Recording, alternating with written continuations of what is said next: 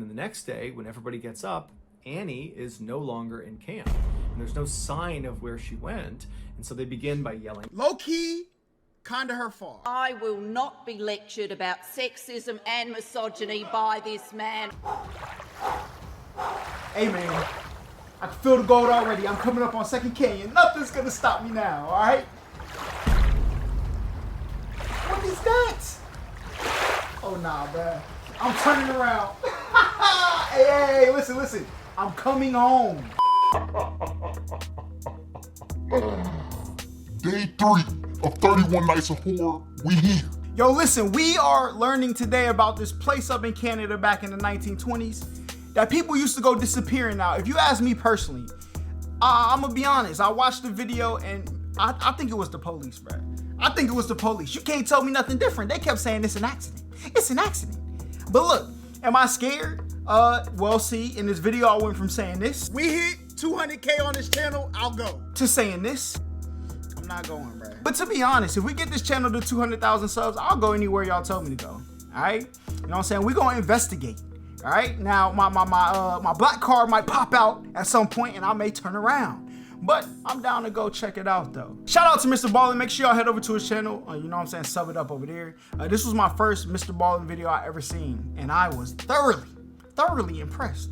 So if y'all want more of these for 31 Nights of Horror, head over to Twitter. You know what I'm saying? Hashtag 31 Nights of Horror, and I'm gonna get on those. Today's story is a classic don't go in Dread, the it was woods good, my boy. type of story. But before we get into today's story, if you're a fan of the strange, dark, and mysterious delivered in story format, then you've come to the right place because that's all we do. And Cryptic we was upload good, 2 my or boy. 3 times every week. So if that's of interest to you, please invite the like button over to your kid's birthday party and then ask them if they want to hit the piñata. When they say yes, put their blindfold on and then replace the piñata with a beehive. Also, please subscribe to our channel and turn Yo, my man trying to set the kids up, all right? He's done. on all notifications so you don't miss any of our weekly uploads. All right, let's get into today's Let's get it. Darrell was good, my boy. The Valley. Located in the far northwestern section of Canada is the aptly named Northwest Territories. Okay. It is a massive swath of land that virtually nobody lives inside of. To make that point crystal clear, consider the following. The country of Germany has a population of 83 million people, give or take. The Northwest Territories is 4 times as large as Germany, but only has a population of about 50,000 people. In addition, 50,000. Hey, they got some room up there. Might go build me a house, no cap. into being this huge and mostly unoccupied space, the Northwest Territories are FDK, almost completely wild. Think dense forests, huge mountains, massive rivers and lakes, and lots of really big animals. Even for highly experienced outdoors men and women, the Northwest Territories can be a truly hazardous place. And within this truly hazardous I seen them 14-foot there is one part that moose is they got the up there, most boy. hazardous, and it's right in the middle of the Northwest Territories. And it's this 11,000 square mile stretch of just pure wilderness that's called the Nahani Valley. In 1976, the Nahani Valley was made into a national park. But don't let that fool you. This is not some family park that anybody can go to. There are no tourist accommodations, so there's no hotels, there's really nothing inside of it. And there are no roads that lead into this park. The only way you can get inside this valley is by plane or by boat or by very stressful and difficult overland hike. Listen, that's why my black brethrens, you know what I'm saying, everybody else, can't speak for y'all. Y'all let me know if this applies to y'all too. If you can't get there, we ain't meant to go. Facts! Hey, that's what that says to me. But for those who are able and willing to make the effort to get inside of this valley, you have the opportunity to explore one of the most beautiful places on the planet, because this section of the world is almost completely untouched by man. It is really nature at its purest form. However, there's a catch. This valley is said to be haunted. Over the last 10,000 years, the handful of native tribes that have attempted to settle inside of the Nahani Valley have all either suddenly disappeared without a trace, like the Naha tribe, that literally overnight just was gone, leaving behind their shelters, their food, their supplies, just gone. No one knows what happened to them. Or the tribes have abruptly fled, claiming they were being terrorized or stalked by creatures. Chat, listen. We hit 200K on this channel, I'll go stay for a week. Say I won't. All right, listen, I'm about that life. All right, I know I made that statement a couple seconds ago. Forget I said it. All right, I'm here for challenges in life. All right, man. Listen. Go ahead and book my ticket, bro. We need to get to 200K, no cap. Lurking in the forest, like these white demons and these large wolves they called wahilas. Now, of course, this just sounds like I'll take everything I just said back. Please keep me at 199,000 subs. Don't hit the sub button ever again. Once we get there, boy, forget about folklore. And it might very well be that that's all it is, folklore. But starting in the early 1900s, some very strange things started happening in the Nahani Valley that were not folklore. These things happened, and they were horrifying. These were horrifying real events. Okay. And they might, depending on your viewpoint, give credit to some of the theories that the native tribes people have about this valley, which is there's something evil lurking out in this forest, but we just don't know what it is. In 1904, three brothers, Willie, Frank, and Charlie McLeod, who all lived in the Northwest Territories, decided they wanted to go looking for gold in the Nahani Valley. They figured because so few people had ever been inside of this valley that if there was gold to be found, then certainly it had not been found yet. And so after a very long and arduous journey using sled dogs and trains and homemade boats, they finally slipped into the valley and found themselves on what's called the Flat River, which runs right through the center of the Nahani Valley. Now, the Flat River is kind of ironically named because it's anything but flat. It's actually more like a rapid at certain points. But either way, why would they call it that? They're on their boat, they're making their way up the Flat River, and at some point they pull off onto the riverbank and they set up camp. And then once their camp is set up, they go down to the river and they put their gold sluices in the water.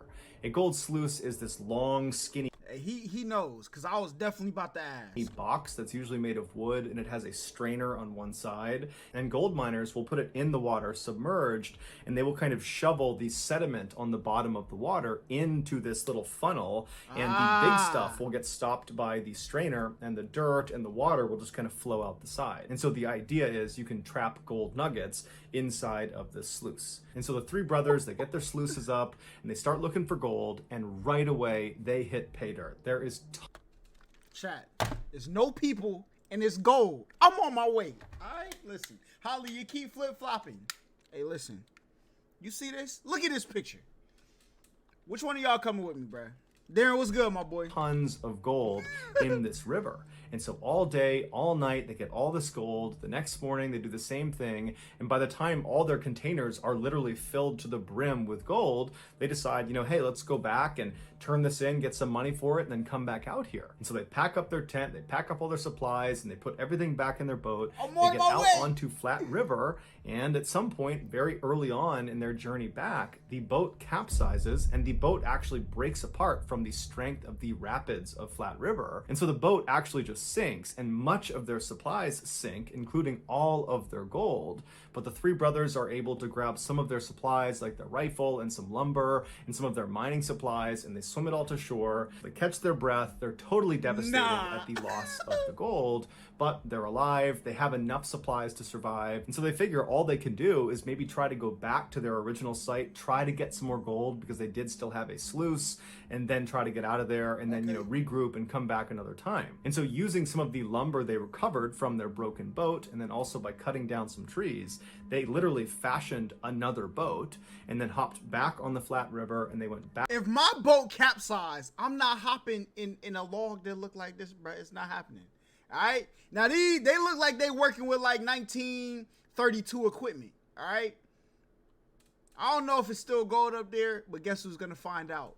This guy. All right. Back up to that site where they had found gold earlier. They set up their sluice, they set up their camp again, and this time they didn't find any gold. So all day, this very disappointing day that they've already lost all their gold, now they're not finding any more gold. What's good? And so that night when they went to bed, they decided that the next day they were just gonna leave. And so the next day they get up, they pack up, they hop back on the Flat River on this new boat they built, and they're able to make their way out of the valley and get back to their homes. No, sir. As soon as they get back home, the two younger brothers, Willie and Frank, start talking about how they want to go back into Nahani Valley and go get more gold, because now they know there's gold out there. It's not a question, yeah, we didn't find it that second time, but we know it's out there. Charlie, the older brother, he wanted to get the gold, but he felt like, you know, hey, that was a close call with the boat flipping over. I don't know if it's a good idea, so I'm actually not going to go. You guys can go. Bro, listen, one great philosopher once said, if at first you don't succeed, pick yourself up and try again. That's what I heard. All right, words to live by. So several months goes by, and Frank and Willie have been doing all this preparation for this additional trip into the valley. And finally, in 1905, they're ready. And so Willie, Frank, and a third man called Robert Weir, who was a friend of theirs, he was going to replace Charlie. The three of them, they make their way up into the valley. Okay. Now, they didn't tell anyone how long they were going to be gone for, and so when they didn't send any word and no one had heard from them in weeks, Charlie was actually not that concerned, because he knew there was lots of gold to be had out in the Nahani Valley, and so he figured they must have struck it rich, and now they decided to live out there long term, or at least maybe through the summer, or maybe the next year, and so he wasn't concerned, and because he wasn't concerned, nobody else was concerned about these three men, and so weeks turned into months, turned into a year, and still no one's heard from these three men. No one's heard from Willie, Frank, and he or ain't from trying Robert, to go check on his brothers. But still, Charlie maintains that nothing can be wrong, because there's three of them out there. They're incredibly experienced. There is a ton of gold out there. I'm sure they're just killing it, and they're just acquiring all this gold, and we're going to see them in the next couple of months maybe, and everything's going to be just fine. Yeah, they but did. a Facts. whole other year would go by. So they've been out there for 2 years, and no one has heard from them. And at this point, Charlie thinks to himself, okay, you know, I have to go out and see if they're okay. And so he rounds up 4 other people from his town, and he mounts an expedition to head back into the Nahani Valley to go find his 2 brothers and find Robert Weir. Charlie and his search party, eventually, after yet another long and arduous journey, they get into Nahani Valley and they get onto the Flat River. And so they start making their way upstream along Flat River. So it must have been a very treacherous journey getting through the rapids of this river. And the whole time they're scanning the left and the right side, hoping to see some sign of life. They're looking for any indication that these 3 men are out here and just fine, but they didn't see them any boys sign is of going. them. GG's in the chat, their way boy. all the way up to the very end of Flat River, or I should say the very beginning of Flat River, where it breaks off from a much larger river called the South Nahani River. Okay. And once they turned onto the South Nahani River, they began going downstream, and again, they're looking on either side for any sign of these 3 men. There's no sign of them.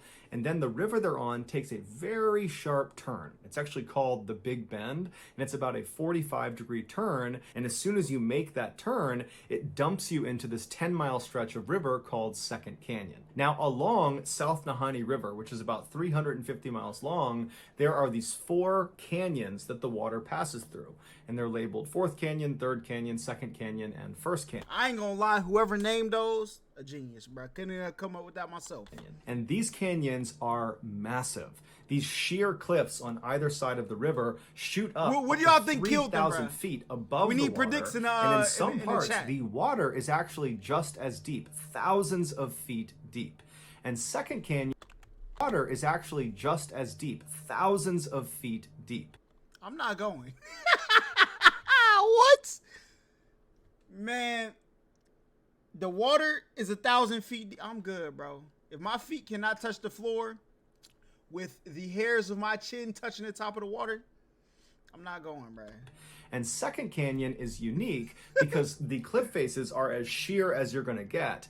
And the cliff faces almost butt up exactly up against the water. So there's really very little shoreline on either side.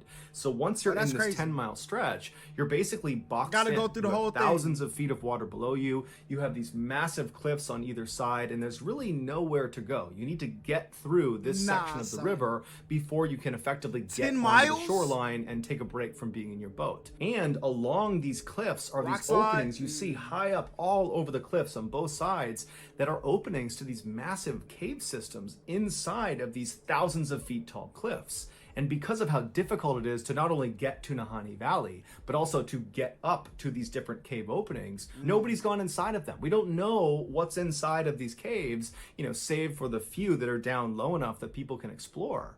So as you're passing through Second Canyon, What y'all it's think's almost like in you're them being caves? watched, because there's all these openings, but you can't see into them, and you're just... Bro, okay, y'all can't tell me. Look at this right here. This is one of the holes to the little canyon.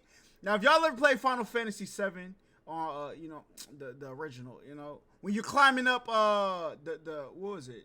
When you're in Nibelheim, right? When you got to climb up the mountains to the holes that look like this, you can't tell me that's not what it looked like. Forced to go down this 10-mile stretch, and you can't really go anywhere, and whatever's watching you, it's watching you. As soon as Charlie and his search party entered into Second Canyon, it would have immediately gotten darker, because that's another part of being in Second Canyon. These huge cliff walls of this canyon obscure the sunlight. And so they would have entered into this canyon, it would have gotten darker, and it's very windy inside of Second Canyon. So the winds would have picked up, so it's dark, very strange setting for them to be in, and they would have been looking on either side at these little strips of shoreline on either side, barely big enough for a boat to be. They would have been looking for any sign of life, but they didn't see anything. As they're making their way down this 10-mile stretch, as they're getting closer and closer to actually entering into First Canyon, which is the next canyon you would enter into, the sides of the river start to get slightly larger, where you could actually beach a boat. There's some trees, and on the left-hand side, right before exiting Second Canyon, they notice there is actually a tent perched within some trees. And so the search party naturally goes right over to the shoreline. They hop out, but as soon as they step foot on land and they have a clearer view of this tent and what's outside of it, they notice there is a body clearly lying on the ground outside of the tent. And so Charlie and the search party, they run over, and as soon as they're up close, they can tell this body is missing its head. And they That's what I'm packing up, all right? Listen, they've been gone for a year. We haven't heard from them. The other two are clearly dead, okay? They're clearly dead.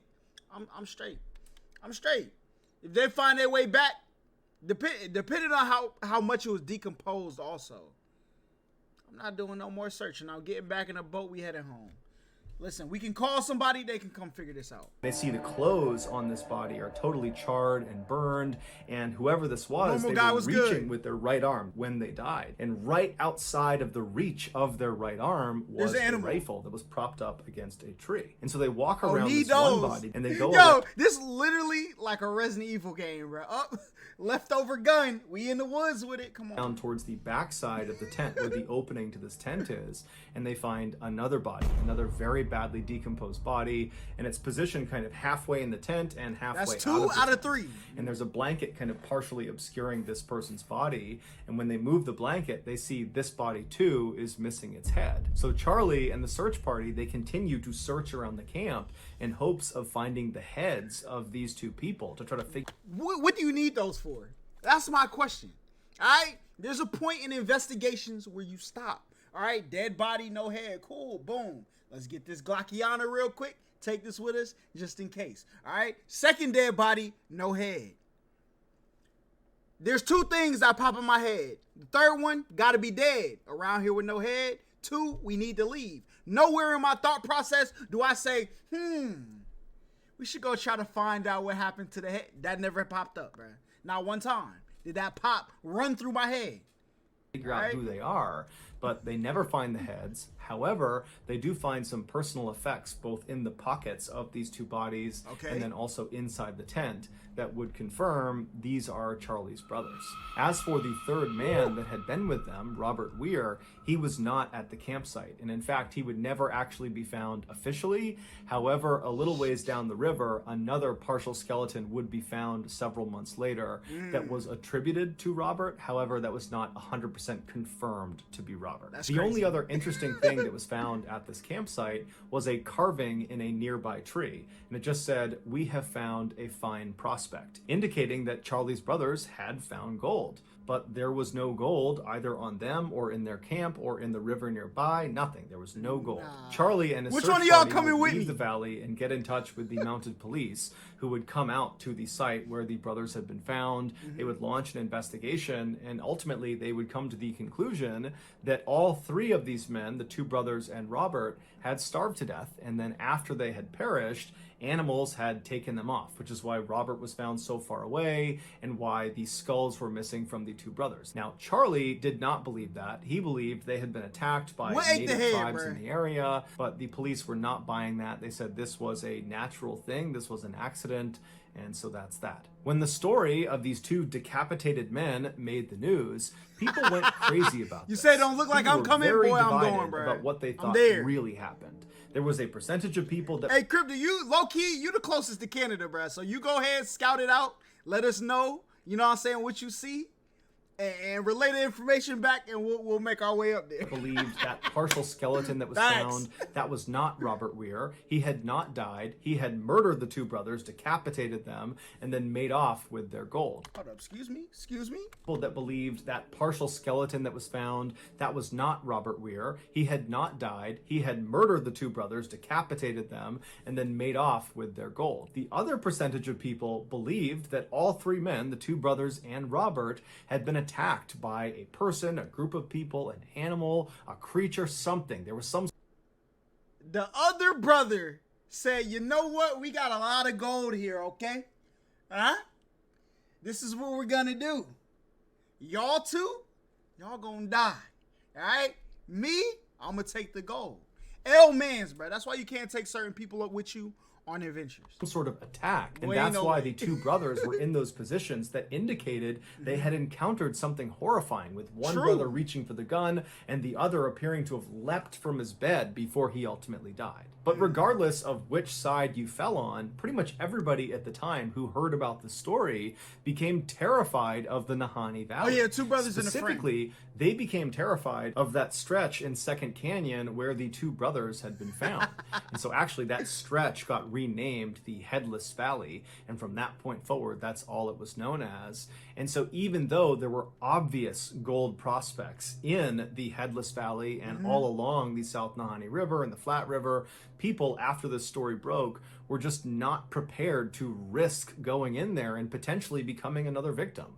And so people kind of stayed away from Nahani Valley. Scary, 8 years bro. later, though, in 1913, a gold prospector named Martin Jorgensen decided, you know what? I'm not going to let some scary stories about some headless men and, you know, ghosts and killers on the loose. I'm not going to let any of that get in the way of me taking gold out of Nahani Valley. So, all on his own, Martin makes the arduous trek inside of Nahani Valley. He makes his way up Flat River, and he finally finds a spot about 70 miles upstream of where Headless Valley was, and he actually built a one-room cabin because he was going to stay there through the winter, and then the plan was he would meet up with his partners the following summer. That's what I'm not going to do. I'm not going out there during the winter time, bro. It got to be, I don't know how hot to get up there, but I got to be there at the hottest time. That's when I'm there. And so right after he got there, he set up his sluices and he started mining for gold, and apparently he found a lot of it because he sent word back to his partners outside of the valley that he had made it rich. And so his partners were really excited to meet up with him the following summer and see how much he got, because they planned on going back into the valley with him that summer. So that summer rolls around, his partners go to the meeting spot right outside the valley, but Martin doesn't show up. And so his partners, they stay outside at this meeting space for several days until finally, you know, when he doesn't show up, they decide, turn back around. We have to go in there and see if he is okay, because at this point he should have been here. There's no excuse. And so they end up going into the Nahani Valley. They make their way up Flat River. Look, I ain't got no Timbs. I got some polo boots. Knew he was staying based on the message he had sent earlier. He had described where he was staying, and they actually found his cabin, or I should say, they found what was left of his cabin.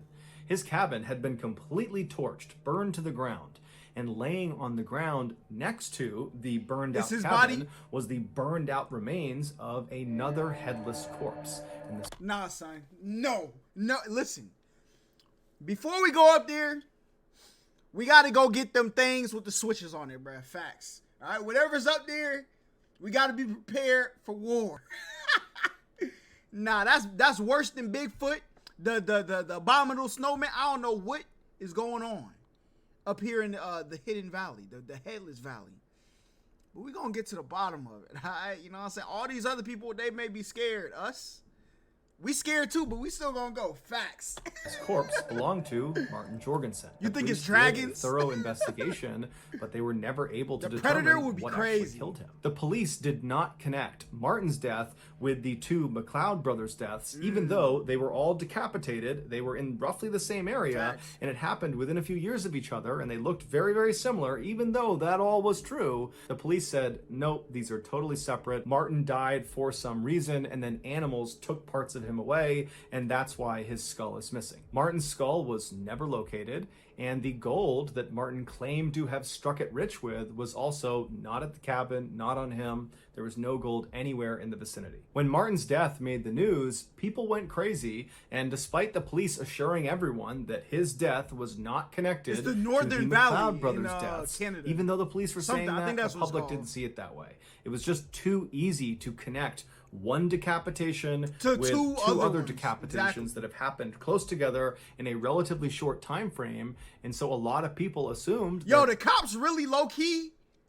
They taking the gold for themselves. They're waiting for people to come in, get the gold. All right, then they robbing the robbers. All right, a type of that'll rob the robbers. Who had that song? Sing like la da da da da. Who? What song is that?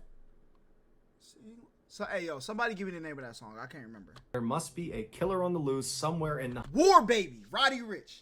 That's gonna be my wedding song. So my wife, wherever you are out there, just know that, okay? Nahani Valley. 7 years later, in 1921, the rumors of We a bringing killer on the Goku? loose Facts. were still alive and well when gold prospector John O'Brien and his partner decided, you know what? Despite the rumors of this so-called killer or whatever's going on in the Nahani Valley, let's go into the Nahani Valley and try our hand. Let's try to get some gold.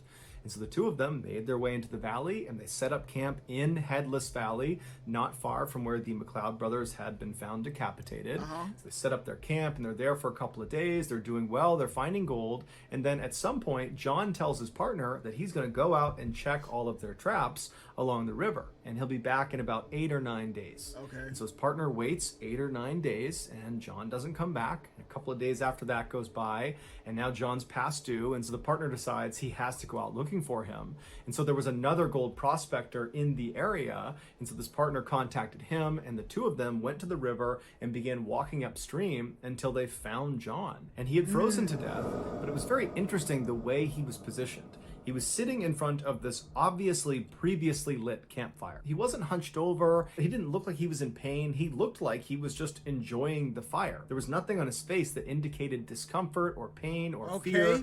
He was even holding the matchbook in his hand. It was like he was just sitting there enjoying the fire when something caused him to suddenly freeze.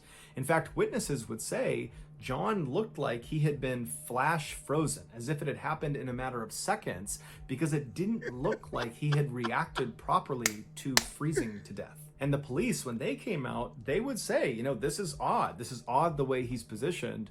But ultimately, he died because he froze to death. And so there's no foul play here. That's crazy. And so no further investigation is needed. 5 years later, My in man was in 1926, sleep paralysis. a hunting party Medusa? that included a Facts. young woman named Annie Lafferty was camping out along the flat river inside of Headless Valley.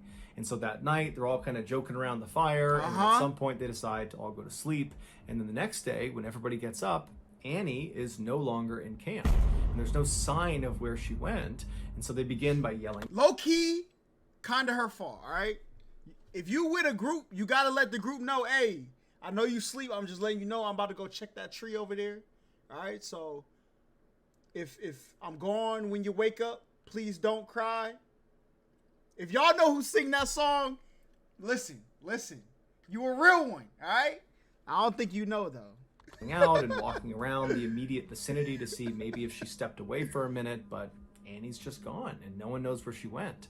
And so the hunting party spends the rest of the day looking for Annie, but there's no sign of her. They ultimately leave the valley. They tell police. Police come out. There's this huge search, but Annie's never found. got a little bit Several left, months you know what I'm later, saying? a man named Charlie, who happened to have been out near Flat River, near this hunting party when they were out there, but Charlie himself was not in the hunting party. He didn't know Annie. He was just in the vicinity. He overheard someone talking about a member of that hunting party, specifically a woman, going missing. And when he heard that, he knew he had to tell police what he had seen that night out near Flat River. What he So seen? he goes to police and he explains that that night when he knew there was this hunting party over there, he could hear them, he knew they were over there. That night when he knew there was this hunting party over there, he could hear them, he knew they were over there. Yeah, they seen that. They said, it's a woman. But them boys went crazy, all right? He said at some point he went to bed and then he woke up when he heard the sound of rocks falling into the river in front of him. He was sleeping along the river's edge. So he sits up and he looks out across the river. It's totally dark, but there's some moonlight, and he's kind of looking around wondering what's causing the sound, but he can't see it, and then he hears it again, and he can tell it's off to his left. And these are not huge rocks. These are like medium.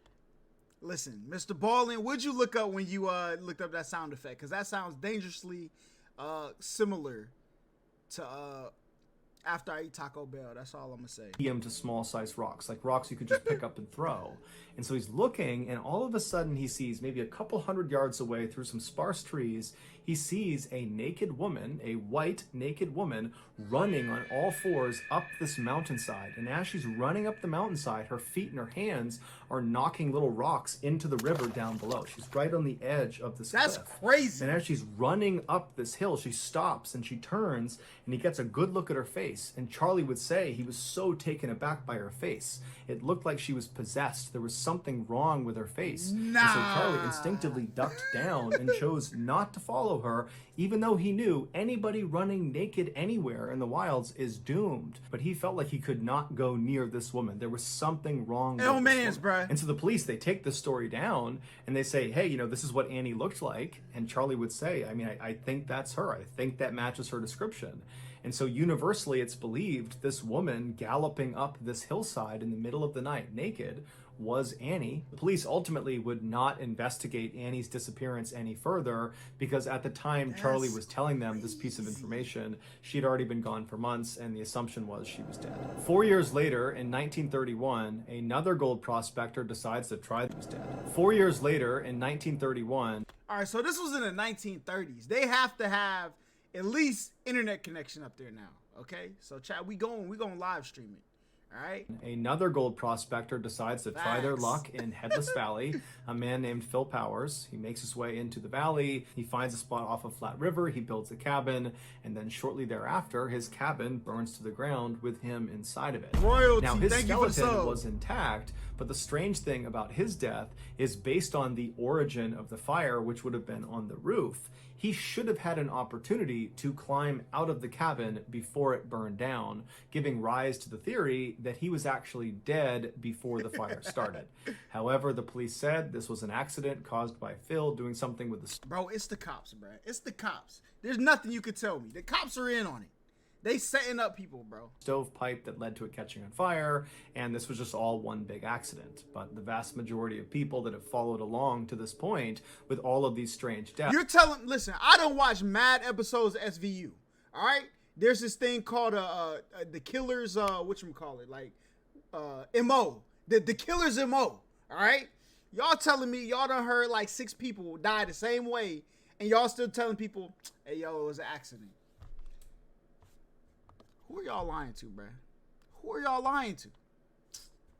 Deaths. They were just not buying it. 5 years later, Ron, in what's 1936, good? I got dreads, two more bro. gold prospectors, Stop. William Epler and Joseph Mulholland, they entered the Headless Valley to try their luck, and shortly after arriving and getting set up, they went missing. A search party came out to look for them, and they found their cabin, and just like Phil Powers, it had burned to the ground, but William and Joseph were not in the ashes. They were not anywhere nearby. In fact, they were never found. No one has any idea what happened to them, and no one knows what caused the fire. 9 years later, in 1945, yet another gold prospector named Ernest Sabbard entered the Headless Valley to go looking for gold, and then when he did not leave the valley for an intended rendezvous with some of his partners went looking for him, and they would find him inside of his sleeping bag, laying down, decapitated, right along the Flat River. Listen, when they report this to the police, if the police say that it was an accident, we gotta sue, bruh.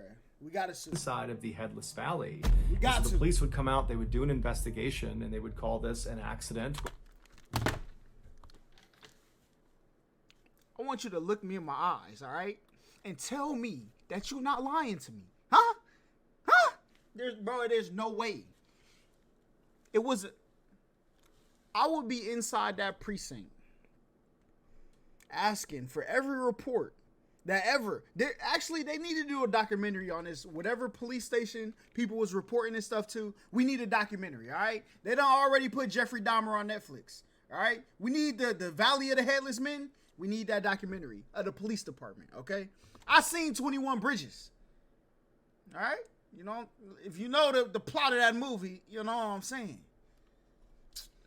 Boy, ain't no way. Where, he starved to death or he died of hypothermia, and then after he was dead, animals must have come in and removed his skull, and that's why we can't find it. And so the police did not, at least not publicly, connect his death to all of the other decapitations in that small area. 1 year later, in 1946, another gold miner named John Patterson went into Headless Valley, and he went missing. And so a search party went in looking for him, and John would never be found. But on one of the last nights that the search party was in the Headless Valley, they were camping out near Flat River. Some native tribes people came into their camp, and they warned them about some white figures that were walking around the valley that night. Hey, listen, ain't no way I'm going up there, boy. What is this? I done played way too many horror games. Oh, I'm good, bro. Where'd they get this picture from? Who took this picture? They got me messed up, bro. They got me bent. They're down near the river. They're out in the forest. They're kind of all around here. And so you really need to be careful. You don't want them to see you. And then these tribes people just left. And so the search party is absolutely horrified. They know about the rumors of this place. They're out here looking for someone that's gone missing in this place. And all night, all they hear are distant howls and screams that they hadn't heard in the previous nights. They're hearing these wailing sounds coming from all around them, like these things that are out there were intentionally trying to scare them to get them to leave. It felt like they were not supposed to be there. The next day, first thing when they got up and they left, howling? The leader of that search party would say he just felt like the whole valley was totally sinister, and that constant wailing they heard the night before, he said he will never forget. From the mid-1940s onward, there have been far less strange incidents reported inside of Nahani Valley, but one could attribute... Have a 44 with you, boy? I'm about to go pull a... Who is it? Quando Rondo? Nah, not Quando. Who is it? Who had the rocket launcher in Chicago, bruh? I'm pulling one of them. I'm going to get one of those. Okay? We going. But we going to listen. Now, we going to need RPGs, 223s, and 22Gs. All right? I heard your raps. All right? You coming with us. That to the fact that far less people have been going into Nahani Valley ever since the 1940s. And in recent times, huge segments of the park have been permanently closed. The park has said the reason they're doing that is... Was it Rondo number 9? That's what I meant, right? He the one who had the rocket launcher? That's what I'm doing, bro. To protect that segment of the park. But other people have speculated that at least part of the reason why they're closing these segments, many of which are right near the Headless Valley, is because they're trying to protect people from getting anywhere near whatever it is that's lurking inside of that park. But regardless, it is still a fact that over the last century, there have been dozens and dozens and dozens of people that have either gone missing or who have died under very mysterious circumstances inside of this valley. And the truth is, nobody knows why. So that's going to do it, guys. If you found the secret in today's episode, let us know in the comments section what it is and where you found it. So give us the timestamp. And if you're the first to do that, we'll pin you at the top of the comments section. If you got something out of today's episode and you haven't done this already, please invite the like button to your kid's birthday party. Yeah, we got sub to this channel, boy. We about to watch some more of these, no cap. You know what I'm saying? Which one of y'all is signing up to come with me, all right? You know what I'm saying? Put your application in. You know what I'm saying? On my Instagram, Twitter, just DM me, yo, Holla, I'm with you, all right? That's all you got to say. We're gonna get a nice little list together, all right? The winter time is coming. I don't like the cold. We not going up there. But as soon as that groundhog pop its head out and say it's spring, we on the way.